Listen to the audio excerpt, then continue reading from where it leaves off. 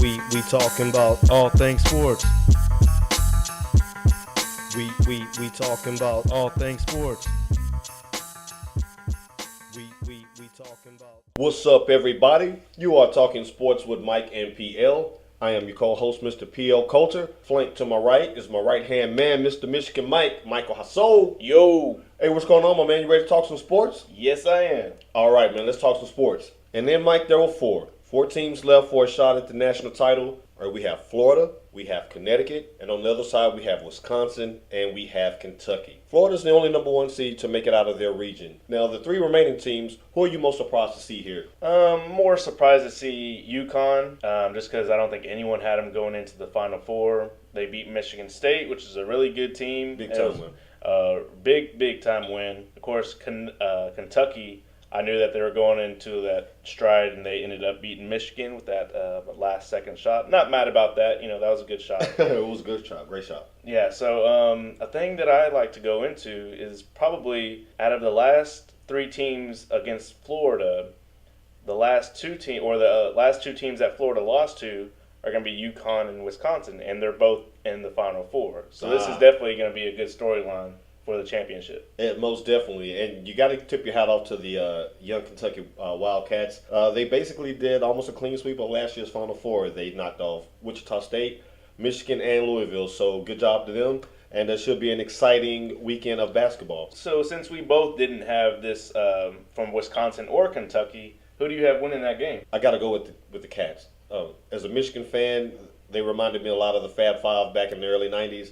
The team is gelling at the right time, and I like Kentucky. Yeah, I like Kentucky too. One thing that I don't think that of course they've been winning because they've been out rebounding teams. And one thing that a lot of people don't know, besides us Big Ten fans, Wisconsin has big people underneath the rim. Big time. And so I think it'll actually be a good close matchup. And a lot of people think Kentucky's just going to blow them out, but I don't think so. Right. If you hadn't had a chance to see Wisconsin, it's basically a bigger, stronger frontline version of Michigan. They can shoot the three, they can defend, and they have an excellent coach who's he's on the run. He's had a good thing going with him right now. Yep. All right. Now, as one tournament comes to a close, we have another about to gear up in the professional ranks. The NBA is reaching its final 8 games of the season, and in the Western Conference, we have quite a tight race going. We have 3 teams vying for 2 spots. And get this, Mike. All 3 teams, as of right now, are 44 and 30. All 3 teams have 8 games remaining. Only 2 get in. Now, we're talking about the Phoenix Suns, the Dallas Mavericks, and the Memphis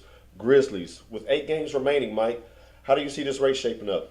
This is going to be one of the closest races we have seen in a while. Yeah.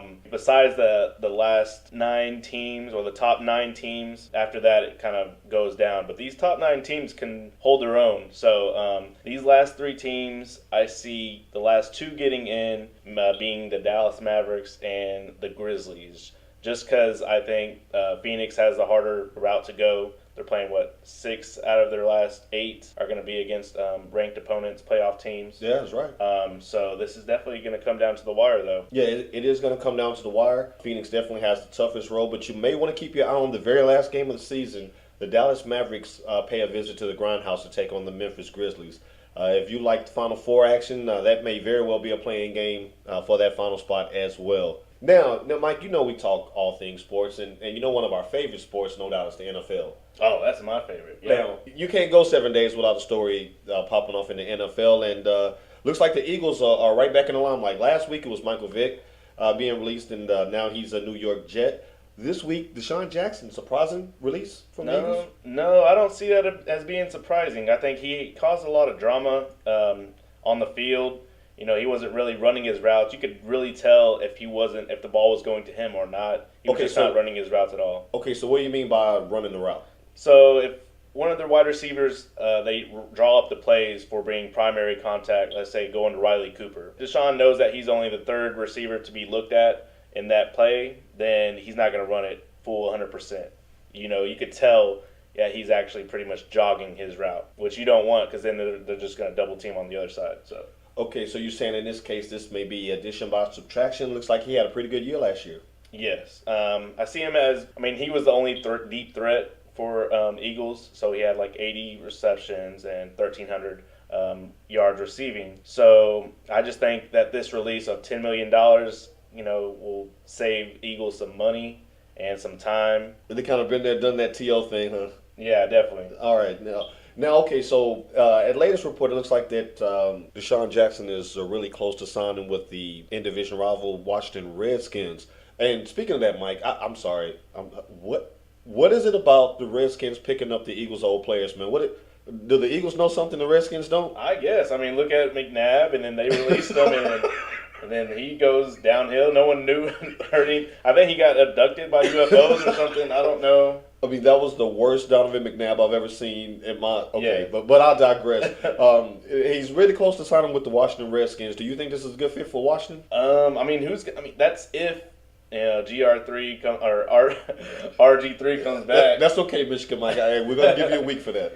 That depends if RG3 comes back, and they're gonna have somebody to throw to him. And I just think he's not gonna get his touches like he was gonna get that he was getting on the Eagles, and Right. he's just gonna get upset again, just like another T.O. or Randy Moss. Just one Right. of those. And you're looking at a locker room that's devoid of any type of leadership. RG3 himself has a lot to prove. He didn't show that he could command the locker room last year. There was lots of infighting and bickering and problems with the coach. You bring in Deshaun Jackson, you're right. He's not going to get all those touches with Pierre Garçon on the other side. Yeah, well, I guess we'll just have to see. Daniel Snyder will pay him.